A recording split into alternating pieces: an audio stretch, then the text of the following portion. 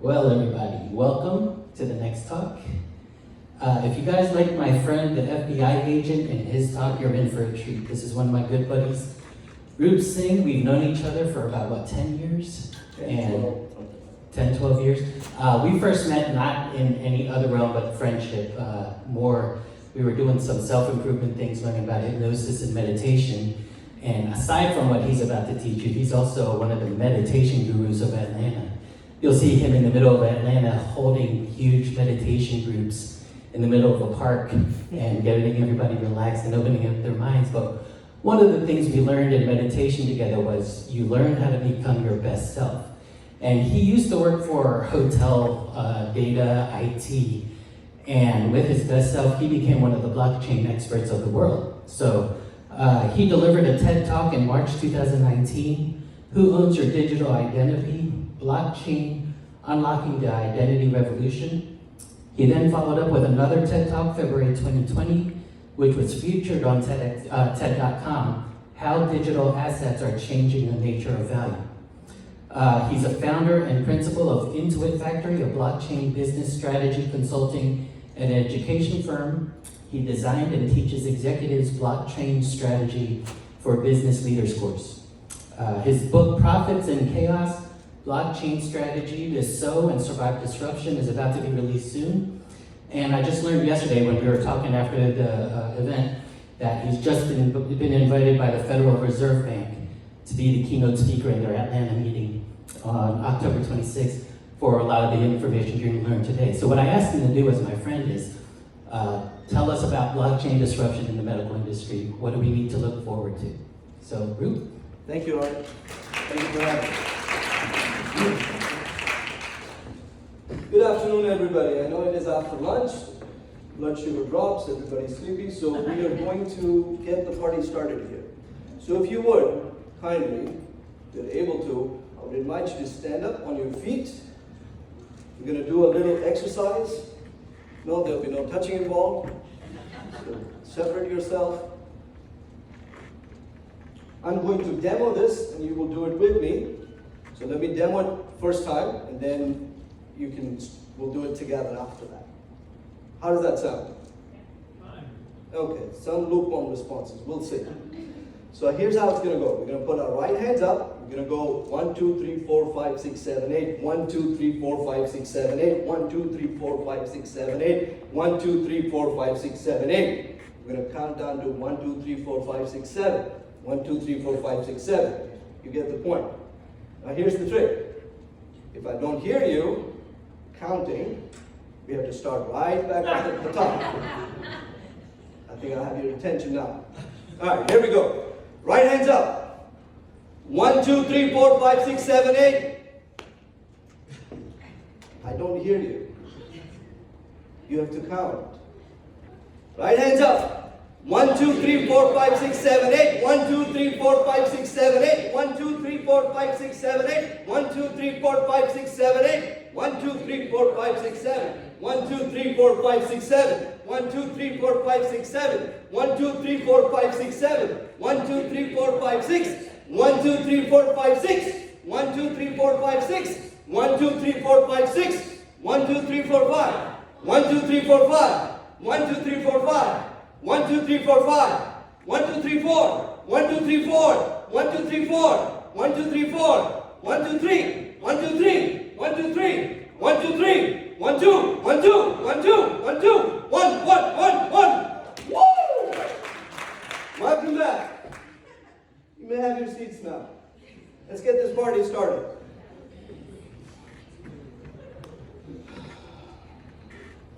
Anthony, let's go to the next one. So imagine you're back in 1800s.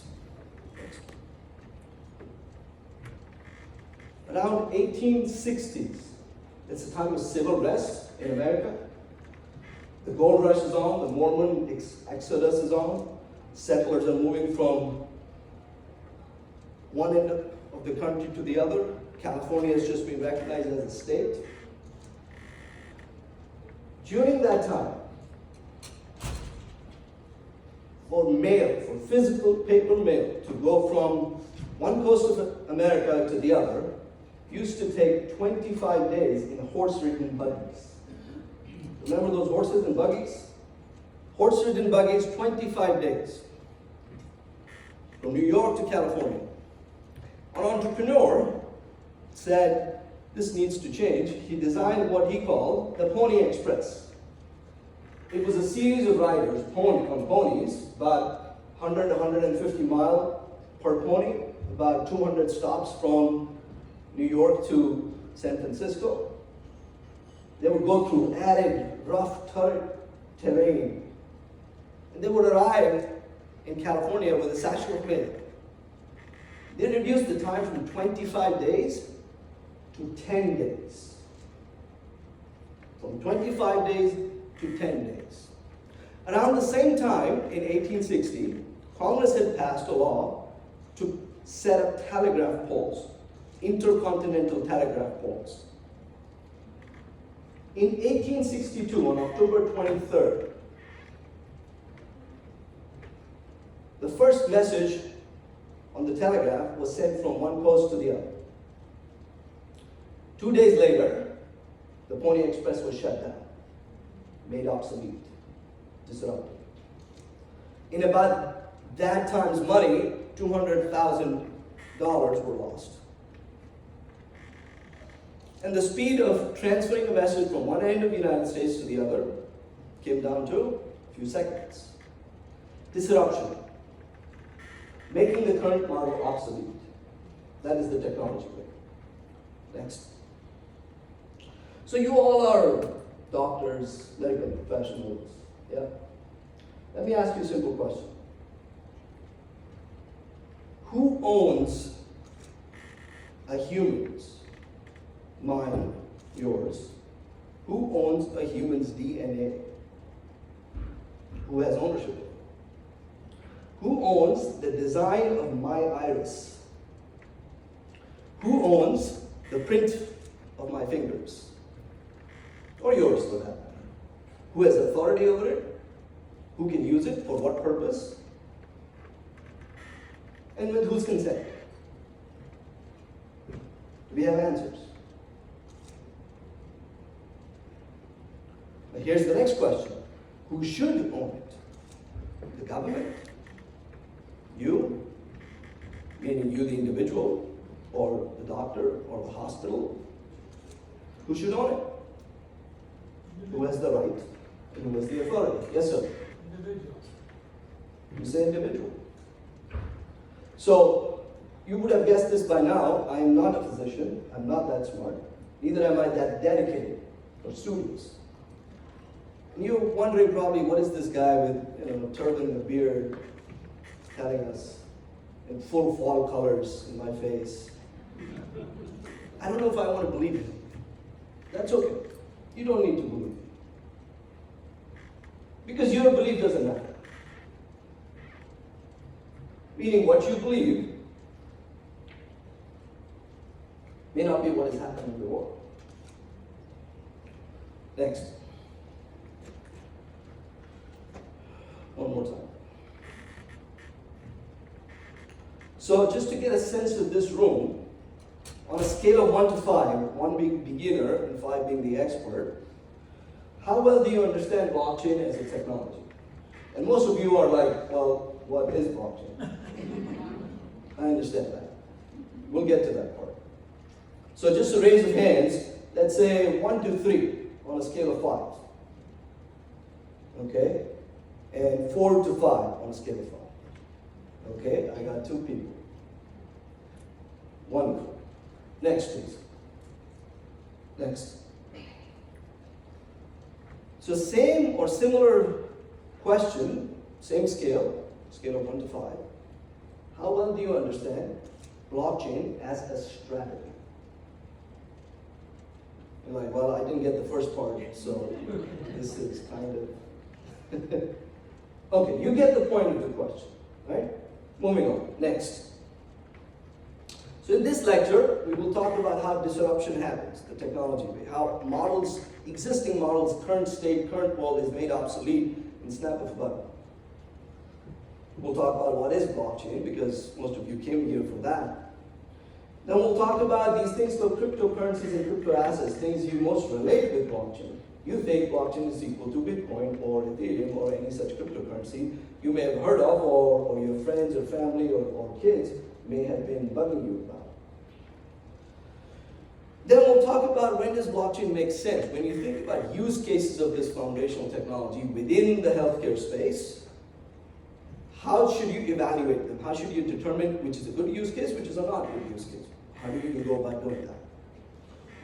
And then we'll learn a couple of frameworks to understand blockchain as a strategy, meaning what can blockchain do for you? Just a quick note, kindly if you could not take pictures, that would be awesome. Thank you. I don't distribute any of my slides or frameworks, not even on very highly paid executive programs. And you probably can access this once the book comes out in a few months. Then we'll get to use cases in blockchain and healthcare specifically. Right? And that'll be an ongoing sort of layer that we'll introduce through the entire conversation. Then I'll give you some predictions. I'll stick my neck out and say, this is what is going to happen. I have 8 set of predictions. And then you can tell me if I'm off my rocker, haven't taken my medications, or you believe some of them. Then we'll talk about spectators versus player, and then we'll wrap up. Next, please. So what is this phantom word that you've been hearing about? A lot of people have been talking about. Next. There's a lot of definitions of blockchain. I will give you a simple analogy, a metaphor rather, and then we'll define it so that we all can operate from the same basic understanding. So think about it this way. Let's say we're about, 50 of us in this room. Let's say we lived in a village and we had a set of transactions amongst each other. For simplicity's sake, let's say we're transacting in dollars. I'm sending $20 to Art. He sent $50 to Tina. Tina sent $80 to Megan. Megan sent $20 to John, etc., etc. Now, back in the day, how would we keep record of those transactions? How would we know who's telling the truth? And what is the version of the truth in the moment? We started with keeping our own record, i.e. our own ledger. And when we developed this technology called papyrus about 2,500 years ago, paper, we started writing on it. Before that, we used to have stone tablets. We started writing on these set of transactions, or when that happened, from who to who, what was the amount, on this stone tablet. Then we moved that to paper. Then we moved to an evolution of the basic structure, and we said we will outsource this record keeping to a third party. We call the third party a bank. So we're not going to trust each other, because this guy in the turban and the beard, he could be lying. We will trust what this third party says, and we will let them keep the books. And that was the bank. We arbitrated our trust to a third party called a bank. Now, if I asked you, what is another way of doing it? If you were to do it, if you have to reimagine that model today, what would be a way of doing it? Here's a metaphor. Going back to the same transactions, I sent $20 to Art, Art sent $80 to Tina, or was it 50? See, I forgot already. We take all those transactions, and the moment that they are published, the moment that the two parties agreed to the transaction and they have been executed upon, we publish the transaction on a shared wall right in front of us. That wall. In our village, there is a wall. All the transactions are published there. What does that do? That does two things. One, because the transactions are now up on this shared wall in the village, we all have the same version of truth at the same time. There is no discrepancy. Tomorrow morning, I cannot wake up and say, hey man, Art, I love you, bro, but I sent you $50, not 20. I cannot say that. Why? Because there's the wall. The other part that happens is, you all who are watching it, you also have access, because you live in this village, we have accepted you as part of this network. It is a shared set of rules that we have established together. If you don't like the rules, that's fine. You can go outside the village. Nobody's forcing you to be part of this. But if you are part of this network, You agree to these rules, so there is that wall, and that wall, the snapshot of that wall becomes the version of truth in that moment. When the transaction is published, this is the truth. There is no other third truth. There is no 8 records to keep. There is no third party to ask. You don't even have to trust me or yourself. And let's do one more thing. Let's make every transaction on the wall, since it is a, let's call it a stone wall, it cannot be erased.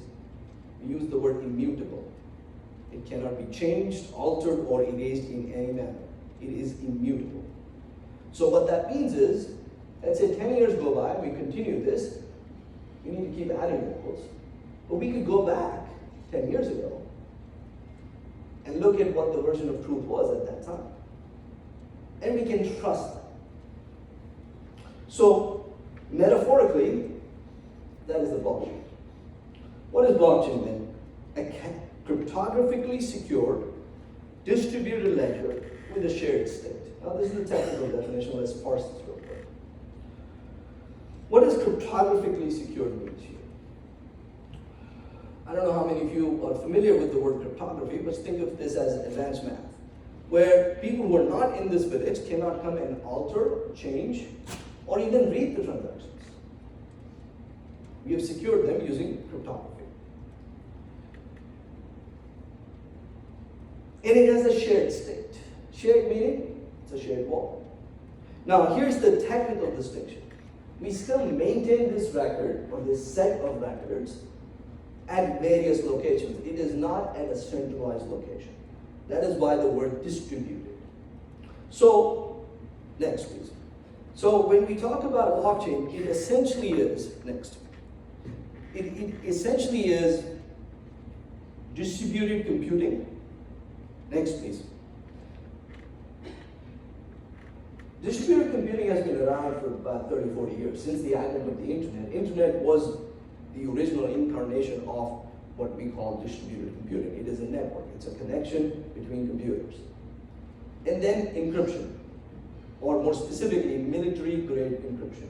Now this type of encryption was actually illegal in the United States till the 70s. And when we opened up from the military realm into the private sector, more people started using this type of encryption. And blockchain essentially is distributed computing plus cryptography, or encryption.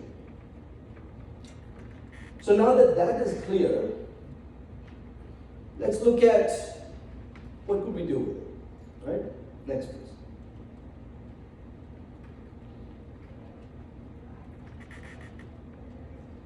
Oh yeah, just a side reference, since all of you think blockchain is equal to Bitcoin. The word first came around in this paper in 2009, where a person, or a set of persons, we don't know who it is, Toshi Nakamoto by the name, wrote a paper where he or she, we have no idea, it was looking to figure out how can digital cash be sent from one entity or one node of, or one computer to another computer without the involvement of a third party. So these ingredients, which we now call blockchain, existed before, much before, but he combined them in a way that this system was possible. So feel free to download this paper. It's available for free. 2009 paper, probably the most read paper in humanity right now. Next, please. So for those of you who think that cryptocurrency or crypto assets or Bitcoin is the same as blockchain, I have news to you. It's like going back in the 90s and saying the internet is same as your email. It sounds really absurd now, doesn't it? I mean, I'm talking about 30 years ago. So if I was trying to explain the internet to somebody, and I would say, I could send a message on a computer. Okay, so internet is the browser or the messaging service. What exactly is the internet? So blockchain is the foundational technology that we will see in a few minutes, permeates a number of different use cases. It is as foundational and as fundamental as the internet itself. So now, in 2022, you have so many use cases of the internet. In the same way, you will find that the foundational technology of blockchain will have a number of use cases. some of which you won't even know that actually are operated on the blockchain. You wouldn't need to know as a user. Yes, as a designer, as an investor, as a creator of these systems, you should know. But as a user, just the same way today, you send up, today morning you posted on Twitter and Instagram. Did you know how the TCP/IP or HTTPS protocol works for the internet? You don't need to know, who cares? All I care is my picture's up there. Right? In the same way as a user, you wouldn't know the difference. You wouldn't get to that point. But the underlying foundation still remains. So, chapter 1, cryptocurrency or crypto assets, which I like the term better, and there is a distinction between the two, is one particular use case, which is essentially a peer-to-peer payments use case for the foundational technology of blockchain. Am I making sense? Or we're back to sleep? Okay, let's continue. So, if you remember this metaphor, what qualities did we observe? What attributes did we find? That your data would be consistent. Now, why is that important or different? So today's system, we use the term called database. And what we have designed is a set of business processes that link multiple databases. And I'll go further. Some of you are in the insurance business or other parts of the healthcare industry. Any company you work for, right? Everybody has their database. So the challenge becomes, we have to transfer data from one database or one entity's controlled database to another entity's controlled database. That introduces friction. That introduces sometimes manual effort. That reduces the time it takes to transfer that. And more than anything else, it introduces discrepancy. Then we have to reconcile that data back and forth. So first we send that data, just imagine the scale from computer to computer all over the planet, or even just in your hospital system. And then we reconcile it because, well, I don't know who's right. Is Roop right? Or is Art right? Or is Tina right? Let's reconcile. Every night, every week, every month, every year, we just keep reconciling. It's a lot of effort. Computation effort, manual effort, business process effort to just do this. Keep sending data and then keep reconciling it to establish what? To establish a version of the truth. Well, here's an easier way of doing it. So your data is consistent. It is append only, meaning you can just add to the chain. You cannot remove anything that has already been added in the past. And that gives you auditability. We'll talk more about that. Rules are clear. Before you joined the village, we told you what the rules were. And in fact, when we talk about blockchain use cases, you want to design your own blockchain? Great. You want to invite your own set of partners, your own set of people in your village? Perfect. Sit down, talk about what the rules are before the game starts. There's no point talking about them afterward and then reconcile. This is the rule. We all agree to it. This is how the data is going to be structured. This is when it will be transferred and published. This is who will sign it. This is who can see it. This is who can write to it. All that is agreed to beforehand. And once it is published on the shared wall, we all have the same data at the same time. Here's the other part, which we will talk a lot about, and I explored this concept much more detail in my first TEDx talk on identity. It goes back to the question I asked earlier. Who owns my digital identity? Who owns my DNA? Who owns my biometric, my fingerprints, my iris? Who owns my blood? And as answered by this gentleman here, they said the individual should, right? And I agree. That is what I espouse to, that is what I stand for, and that is what I'm arguing for. So look in your healthcare systems. User data, patient data. Who owns it? We'll talk a lot more about that in a second. The last point being decentralized. What decentralization does here, it adds a layer of security. When you centralize, you have lots of money, you have gold, you have jewelry, you put in a vault, you put a big notice on the wall, this is a vault. And what does the thief do? He knows where the vault is. That's what we've been doing with centralized storage of data.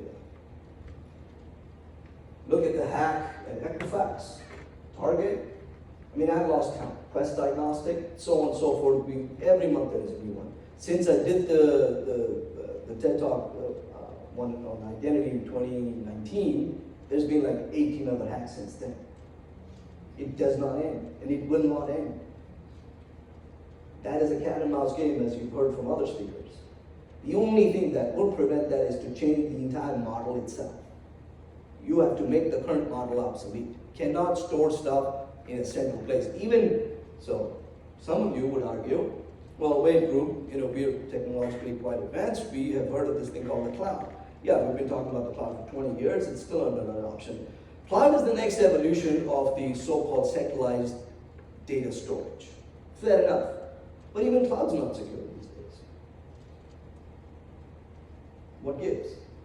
Can we continue in an era where number of cell phones are rising, number of users of cell phones are rising, the penetration of internet is rising on the planet, your ability to use internet and the number of data, pictures, videos, text message, emails, etc., documents you send is increasing exponentially. In that era, can we afford to keep on the same model of storage? Next, please. So take a look at this framework.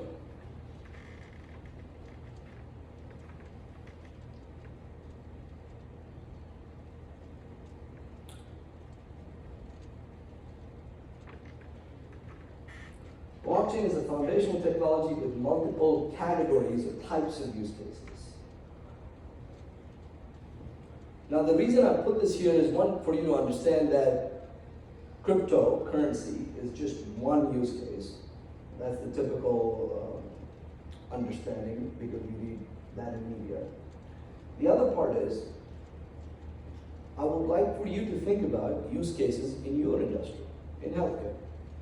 Which categories do they belong to? So take a moment to think about that.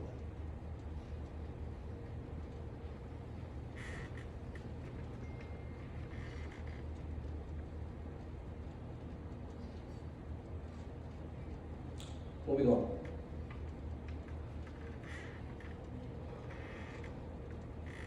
Next, yes. So as you think about use cases in healthcare,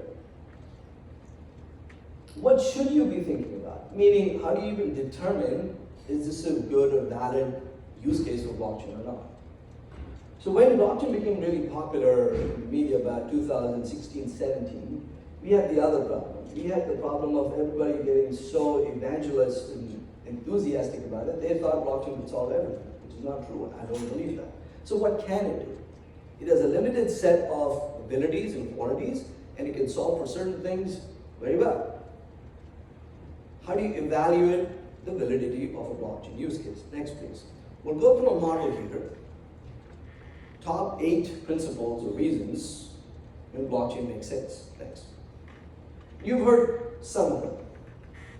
Automation. Most of the systems in healthcare, particularly in healthcare, are very manual. They're very slow. They're very, I call it, it's a patchwork of urban sprawl. They are not designed with transaction speed in mind. They're not designed with user consent in mind. And they're not designed with scalability in mind. It's just urban sprawl. It's whatever we created, now we just live with it. And literally, there is somebody in the back room writing on spreadsheets still. This is 2022. My definition of what is fast is the following. Since now, and we've been able to do this for a while, we can send data packets at the speed of light on a fiber optical network. Business, finance, healthcare, movies, sports, everything needs to run at the speed of light. Anything slower than that is not acceptable to me because the technology exists. So when you think of use cases for blockchain, blockchain forces automation. You have to look at the end-to-end business process from, let's say, your user to hospitals, or even beyond one hospital, multiple different hospitals in multiple different countries. That end-to-end process must be fully automated. Blockchain enforces that, or asks you to do that even before you start the game. So get rid of all the manualness and inefficiencies in the process. Next, please. The blockchain is essentially business process automation. So all this traditional field, I come from that field of business process automation, quality improvement, this, that, and the other. We use those techniques to create 1%, 2%, 3%, 5% incremental improvement. I'm talking about radical change, not incremental improvement. You can still go do your incremental improvement, but if you are going to use blockchain, think in terms of radical transformational change. Otherwise, it's not worth the effort. Next, please. Authenticity.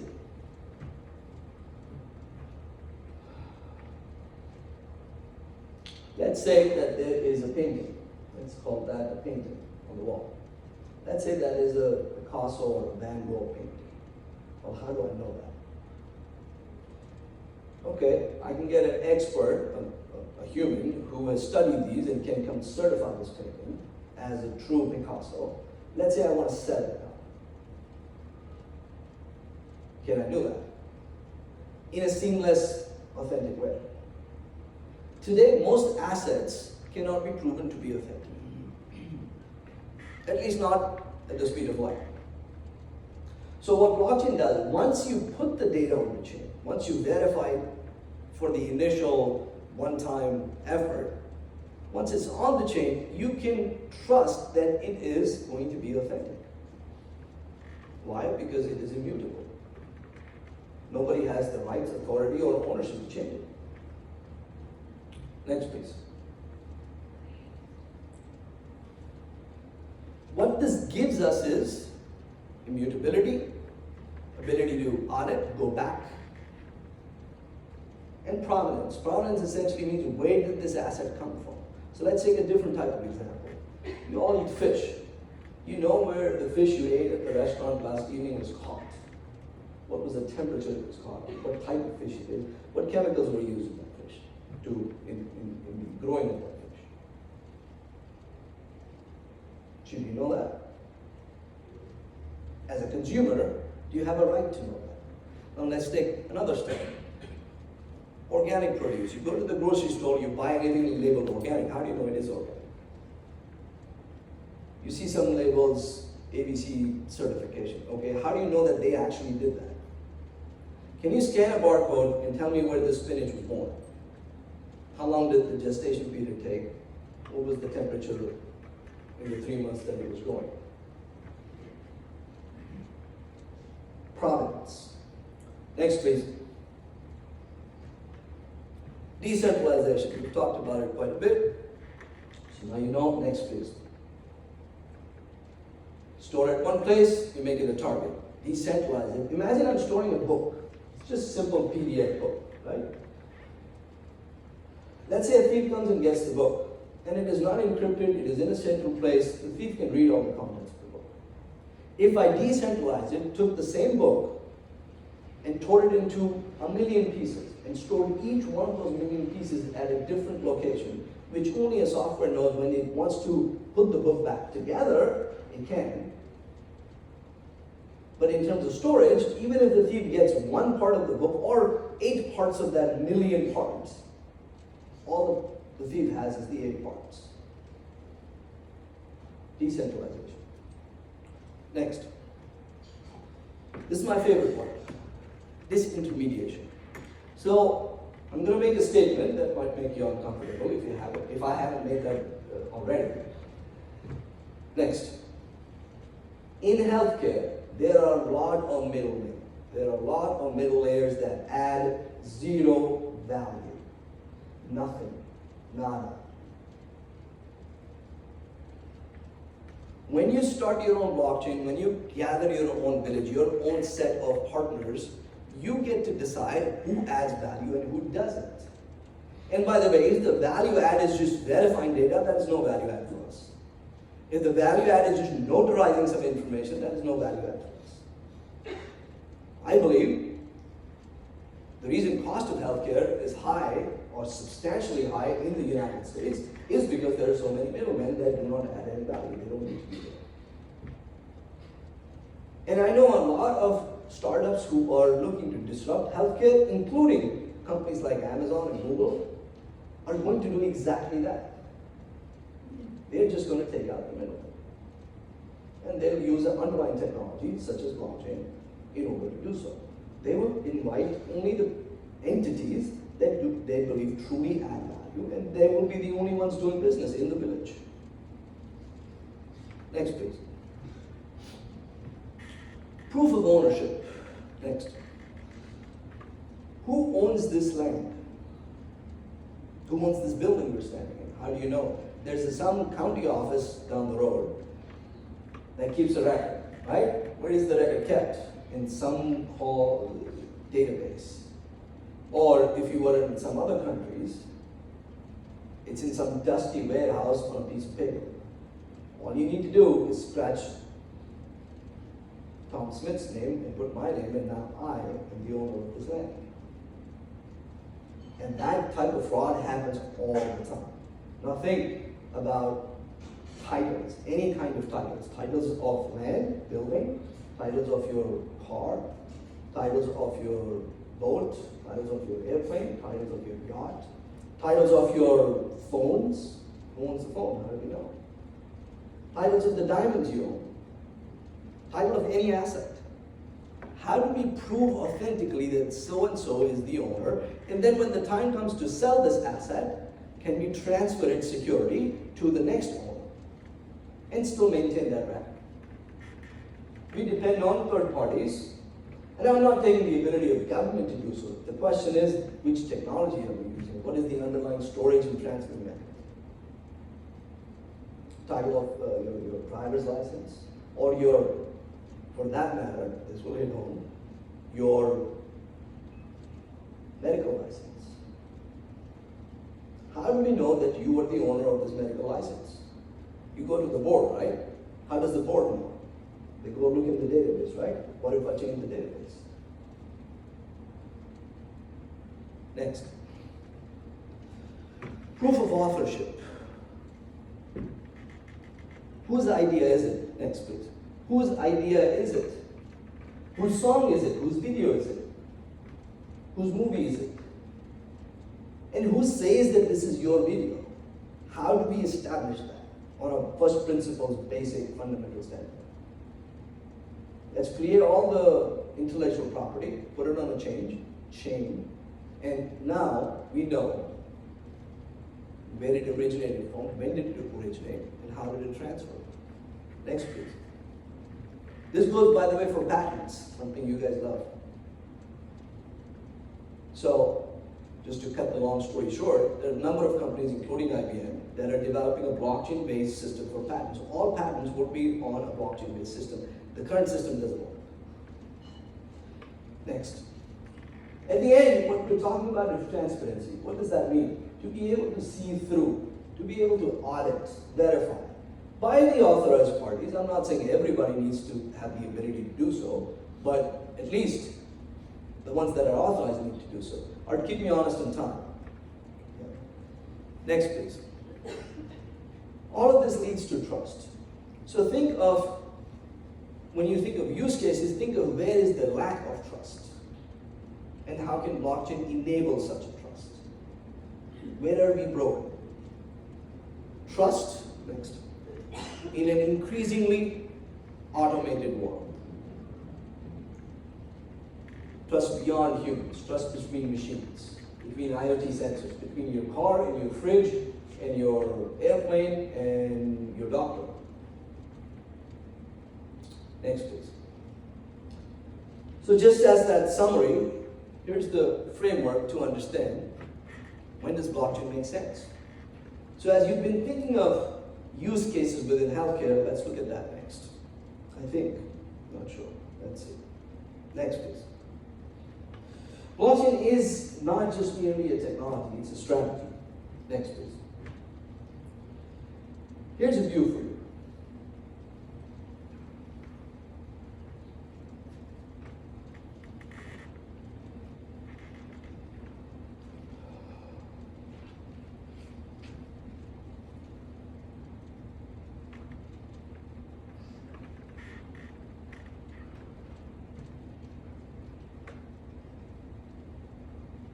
I won't spend too much time on this, but you can see the types of value proposition blockchain could add strategically or tactically.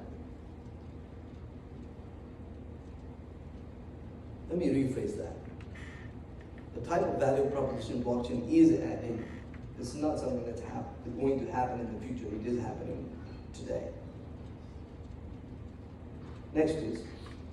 Here's another view for you.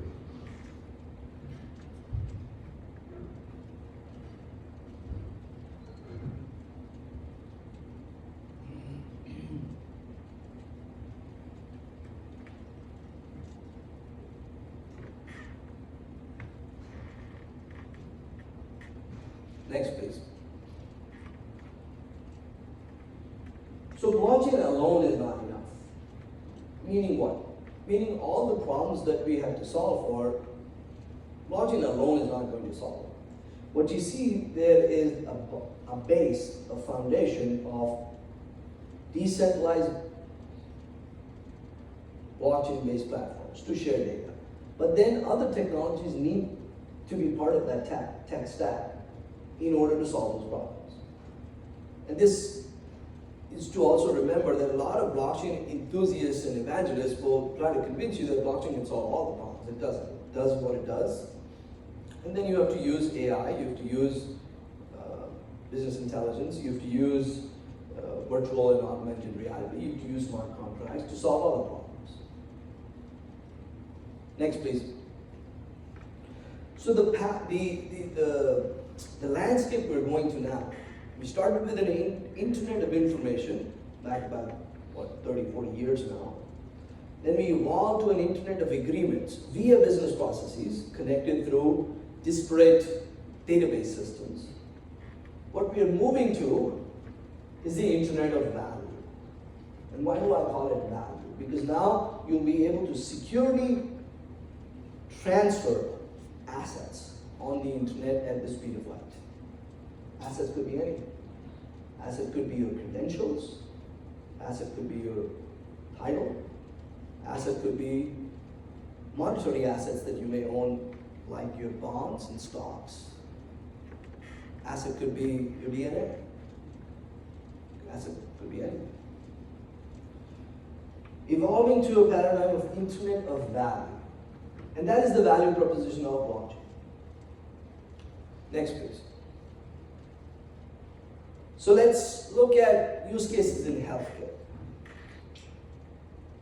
So I'm sure you guys have a few. If you do, share them now. I know Art, you have some. Use cases in healthcare.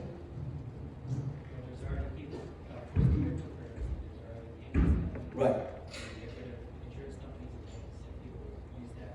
Yep.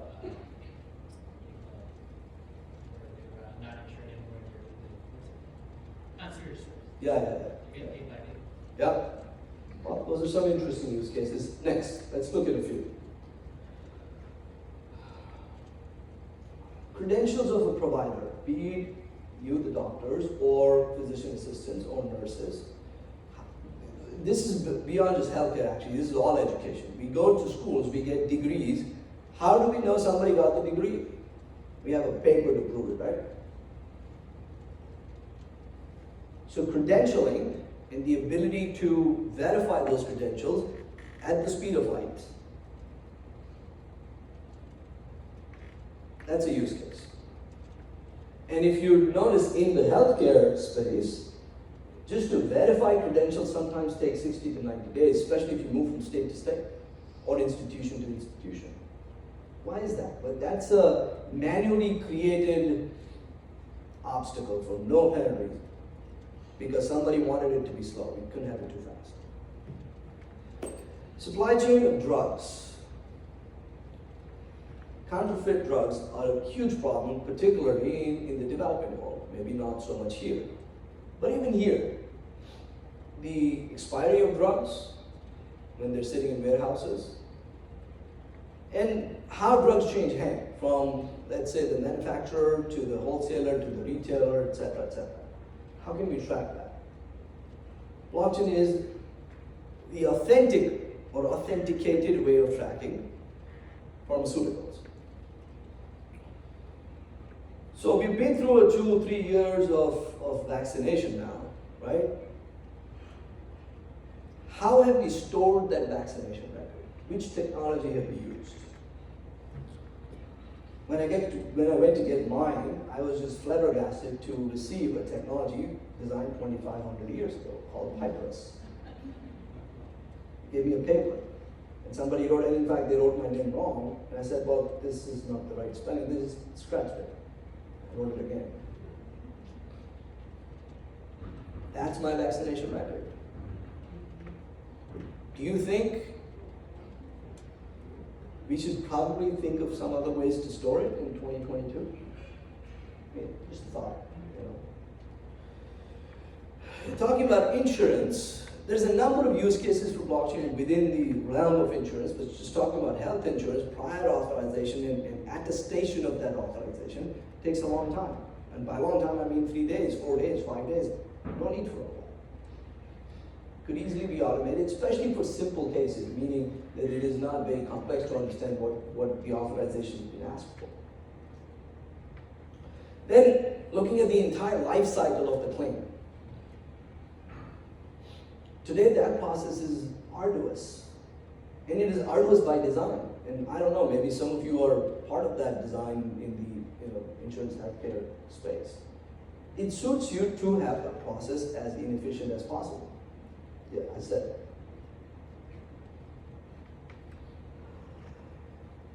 Let's take a different look at healthcare research or medical research data. So let's say I want to volunteer for some cancer research. I want to give my authorization and consent for this purpose. I believe in it. Let's say, I have an emotional reason to believe in it, whatever. How does that process work today?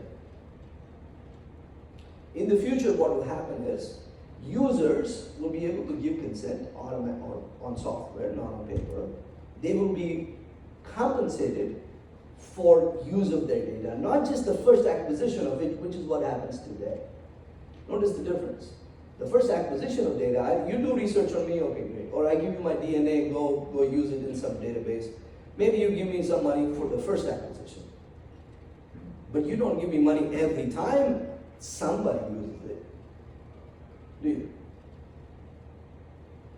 So we will get to a place where my health data, be it my DNA, blood, etc., you guys get the picture, will be an asset and it will be traded on an exchange. So-and-so wants to buy it, they will contact me and say, hey, so-and-so wants to buy it, do you agree, do you consent, and here's the price they're willing to pay for the first time, and here's the price they're willing to pay every time somebody uses it, down the chain. I say yes or I decline. If I say yes, that is recorded on a smart contract, written on a blockchain, and the data exchange continues. Now think that at a larger scale. America's population is over 300 million. Can we speed that discovery process and enable you, the medical researchers, to do what you do best, while maintaining user consent, which is the missing part. And then the holy grail, patient records. So here's my vision. I have my phone. I go to Dr. 1 in Raleigh. A month later, I go to Dr. 2 in New York. A month later, I go to Dr. 3 in London. I'm a really sick guy. Month 4, I go to Dr. 4 in Johannesburg. I need all my medical records on this phone digitally secure. First of all, because I own it. It is not Dr. 1's, not Dr. 2's, not Dr. 4's, not hospital 1, not hospital 2, not hospital 4, not government 1, not government 2, not government 4. I'm belaboring the point because this is very personal to me. I don't want to ask you to send it to Dr. 2. No. Well, first of all, that's not your job. You're there to give me medical services, not transfer data services. 2, that means you have the ownership of it and I don't. Why should I ask you? You should give me the data, my lab records, my, what do you call that? X-rays, my MRIs, my test records, anything. It should be immediately available to me as soon as it is done on my digital wallet. I should be able to go to Dr. 1 and then Dr. 2 in a different state and get the same record and actually show them this record because I need their advice on something else. And then do the same in London and in Johannesburg. Sounds bizarre, right? In the current landscape. That is the vision. Next, please. So here's a roadmap. Not all of these things are going to happen at one time. We're about to wrap up. There are some short-term objectives, there's some medium-term and long-term. Patient records and patient data would be the long-term objective. And the reason is it's not just the technology. It's the inherent business interests, business processes, it's also the regulation. Today's regulation is not suitable for this. Because today's regulation is tied to today's incumbents and today's technology. It is not created for the next century.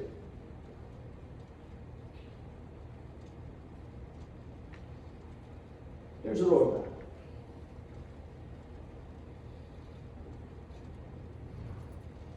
Next, please. There are quite a few companies, some of them may be here, I don't know, that have been working on these types of use cases using blockchain.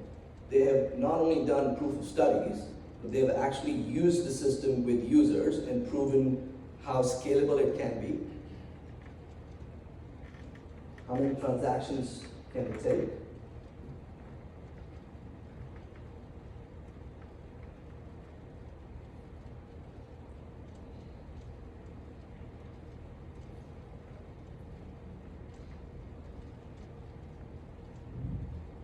So we talked about credentialing, that's the first use case.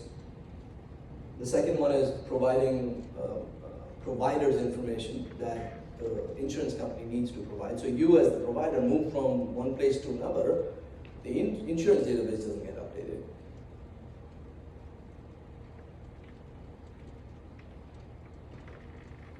Next, please. There's a couple of other ones talking about marketplaces and user consent.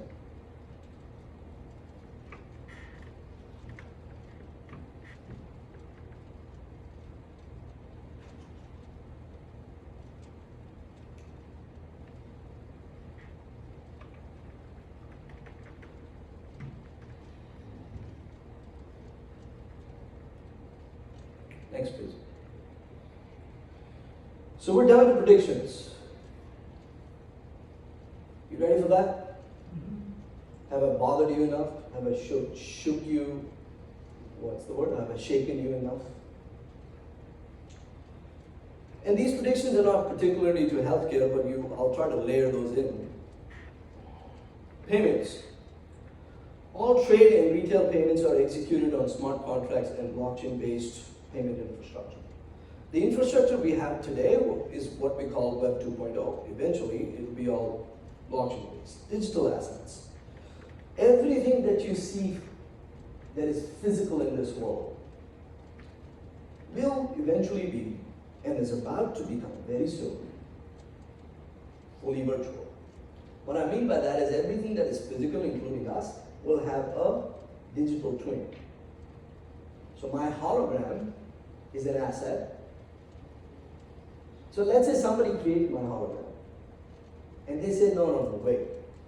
I created it, so I own this hologram. And I said, no, wait, that is me. How do you own it? Let's say I did that for Michael Jackson or Queen Elizabeth. I own it. There is a virtual asset which is linked to a physical asset. It owns it. All physical and virtual assets are monetized as tokenized blockchain-based digital assets. And they are traded on peer-to-peer. Peer-to-peer meaning me to you. The exchange is just a place to find the peers, meaning find the buyer and the seller. It is an exchange. They are not an authority to it or a party to the exchange, which is different than trading through a third party. So they are all traded on a peer-to-peer marketplace or an exchange. Securities, all forms of securities that you use today. Sure, you guys have stocks, bonds, any kind of mutual funds. All of them are essentially blockchain-based securities. And NASDAQ and a few other exchanges have already been working on that. This is not. So if you think this is news, a lot of this is old news actually. Web 3.0, cloud computing has evolved to always-on computing on decentralized blockchain-based platforms. Chain of asset custody, all supply chains. Think of tracking anything, from this table, chair, to medicine, to food, to clothes. All supply chain are underpinned by a blockchain-based network. Next, please. All form of identity, titles, your identity, driver's license, your medical license, your house identity.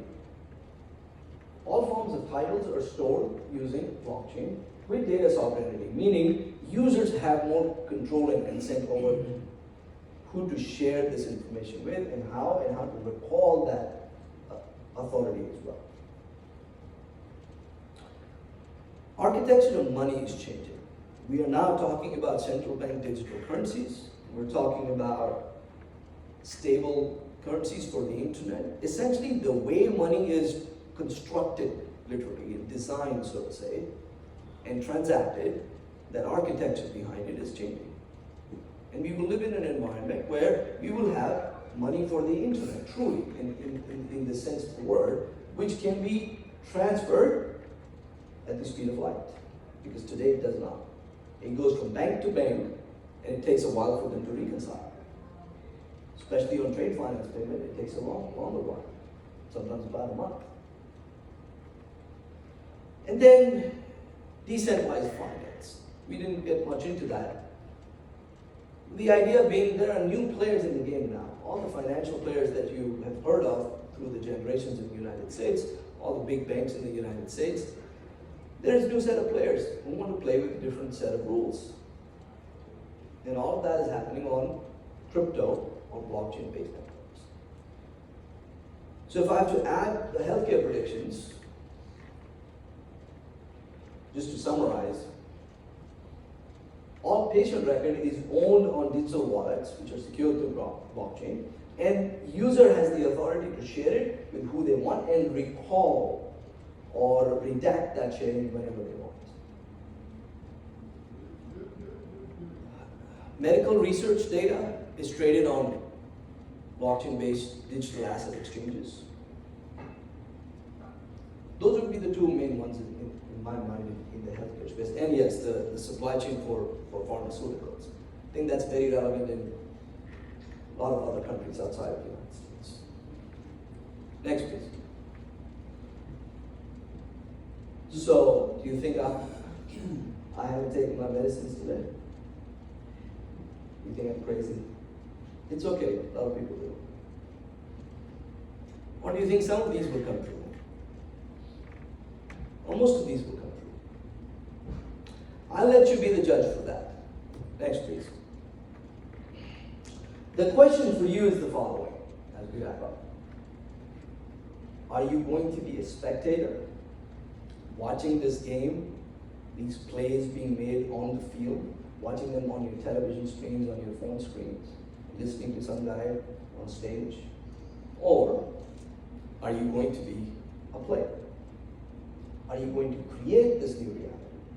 Are you going to invest in creating this new reality? Are you going to design this new reality? Choice is yours. Next, please. This is what we went through. Just to summarize, we talked about disruption.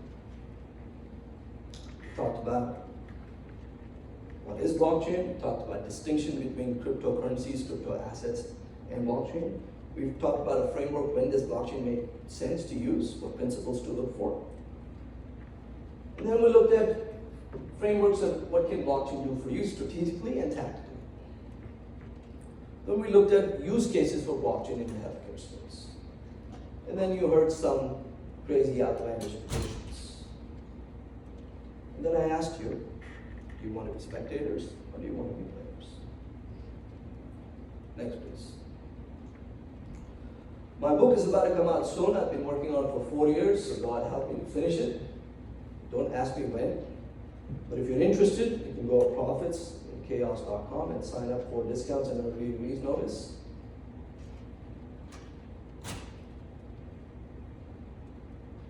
This is the course I teach called Blockchain Strategy for Business Leaders. I've been teaching this for about 4 or 5 years now in large Fortune 500 type companies and also in mid-level startups and also in government organizations. We are about to launch an on-demand video version of this course. So anybody, anywhere can go through the course. It's going to be an 8-week program, quite a commitment. And I believe it's the most extensive course on blockchain strategy, not merely just the technical aspects of it, but how to use it. We talk about why to use it even before the how. Why must be really clear before you even embark on the journey. So the course, next please. And we can continue this discussion on LinkedIn, or you can find my link tree and watch all those previous talks and videos, etc. Feel free to share your feedback. Thank you for having me. Open any questions you may have, or any comments or insults, please. Yes. Two questions. One is related to the initial. When you said that blockchain is immutable, what happens when there is an error in entry, however that is impacted, and how that is corrected? And then the second question is related to the environmental impact of all the CPU power for crypto. Yeah. Is that applied across all applications? Yeah. So let's take the second one first, since somebody else asked me that on the way, and this is probably the most common question asked these days. The environmental impact, the energy usage that you all hear about in the media is for a particular type of blockchain called the Bitcoin blockchain. Not all blockchains are the same. They don't have the same design. That would be to say all your cars are the same. They give you same mileage and efficiency. Or do they? They're not designed for the same purpose. A Honda Civic and a Tesla is not designed for the same purpose. Neither is a Ferrari on the racetrack. They have different objectives. They're different designs. So Bitcoin, when it first came around, was essentially designed for maximum security. So I teach a framework, it's a triangle: throughput, decentralization, security. Throughput, decentralization, security. You can only maximize 2 of the 3. And what Bitcoin did is it maximized for decentralization and security. It is the most secure blockchain possible. And as such, it has proven its worth. It has never been hacked, neither will it be. So, point 1, that energy consumption comes from an algorithm, consensus mechanism essentially, used to secure the Bitcoin blockchain. So if you talk to Bitcoin evangelists, or maximalists as we call them, they would say, wait, that is not a bug, that is a feature. That is how we designed it and we are happy with it. That is exactly how it's supposed to be. Because if it gets hacked, if it's any less secure, then our trust in the entire system is gone. Right? That's one point. The other point is, it is not all type of blockchains that have the same security footprint or energy footprint. When you design your own, what if you choose another one that exists? Then you choose what kind of parameters you want as part of the design. And there is very much a possibility, and nowadays it is already happening. There are plenty of public blockchains these days that are much more energy efficient than the Bitcoin one. It's like the steam engine. Well, you say the steam engine was inefficient, and now I have a jet engine that flies from LA to New York in 8 hours, or 6 hours actually. Generation 1, generation A. That's how technology evolves. So even today we have next-gen blockchains that are way more efficient than the original. Right? Now let's take the first question. Again, immutability is a feature, not a bug. If there's an error, it remains an error. You can only append. What that also means is, because now you know that, rules must be set and established to ensure only clean data gets in. And this is the problem with most of the current state of database-enabled processes. We never designed those rules. Now we go back and try to clean it up. Any data governance people here, that's all they do. My data is dirty. Well, why is it dirty? Because you let it in dirty. So we must ensure that it is cleaned up before it gets in. And if that's why those rules that we talk about. What is a transaction? What is critical data? Even in terms of your medical records, we can think about what constitutes a lab record. What are the parameters around it? How do we store it? What constitutes an X-ray? What constitutes an MRI? We can have standard rules and say, this is what gets in, otherwise it doesn't get in. Does that help? Okay, thanks. Anybody else? That means you understood everything. I see some pensive faces. All right, thank you, Roop. Well, thank you for having me.